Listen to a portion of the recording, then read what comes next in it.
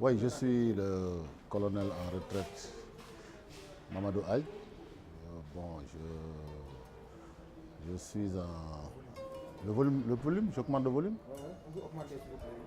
Oui, je suis le colonel Mamadou Aïe, colonel à la retraite bien sûr. J'interviens dans ce centre depuis 2015. En ce moment, j'étais directeur de la réglementation touristique.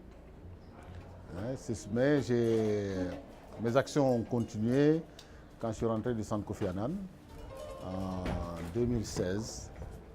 Ici, j'interviens un peu dans la stratégie militaire et la gestion des conflits. Moi, j'ai d'abord une profonde gratitude pour les gens qui dirigent ce centre, parce que je ne croyais même pas que j'avais quand même le niveau qu'il fallait pour intervenir dans ce centre. Mais ils ont pensé quand même que les doctorants avaient besoin quand même d'une sorte de vision stratégique. Et c'est ça qui manque en Afrique. On fait de la technique, on fait de la planification, mais il n'y a pas on ne maîtrise pas nos enjeux stratégiques. Ce qui veut dire donc que dans nos enseignements, il manque cette valeur ajoutée.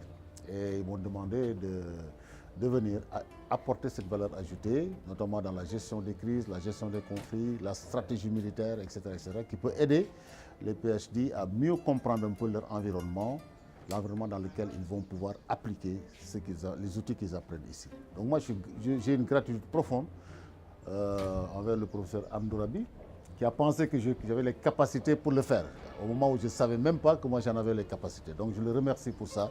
Je remercie aussi le centre pour me permettre aussi de mettre en place un curriculum. Actuellement, je suis capable de mettre en place un curriculum que je peux proposer sur la gestion des conflits et la stratégie militaire. Je vous remercie. Merci beaucoup.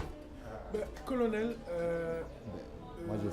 nous avons vu très souvent les institutions de formation n'associent pas. Je dis, la stratégie, c'est en fait tout. Hein. Même Dieu est stratégique. Oui, Dieu est stratégique.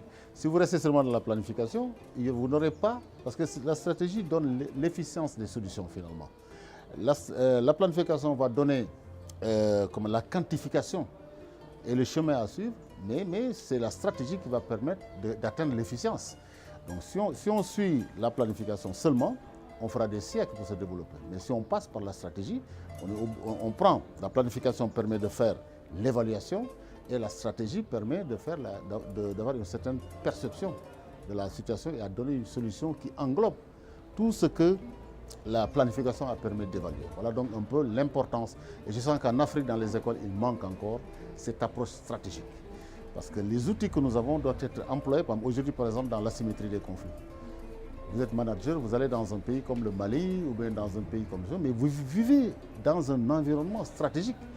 Il faut comprendre cet environnement stratégique en vue de donner de la valeur ajoutée aux outils que vous avez ajoutés ici. Donc c'est un peu ça mon rôle, discuter avec vous et de vous permettre d'acquérir un peu des outils de planification stratégique. Comme vous avez vu, on a fait avec Hartford Mackinder sur la géopolitique, on a fait un peu avec Goudirine sur certains aspects. On a vu la ligne Siegfried, on a vu la ligne Barlev, ça c'est des stratégies qui ont configuré le monde.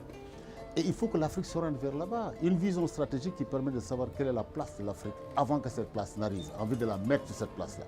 On ne va pas laisser maintenant les autres réfléchir à notre place et nous mettre dans une place. Non, c'est à nous de définir dans quelle place on sera par la géopolitique mondiale. Et maintenant, quelle stratégie il faut mettre en place pour que l'Afrique puisse se développer et puisse intégrer cette place qu'elle s'est elle-même choisie.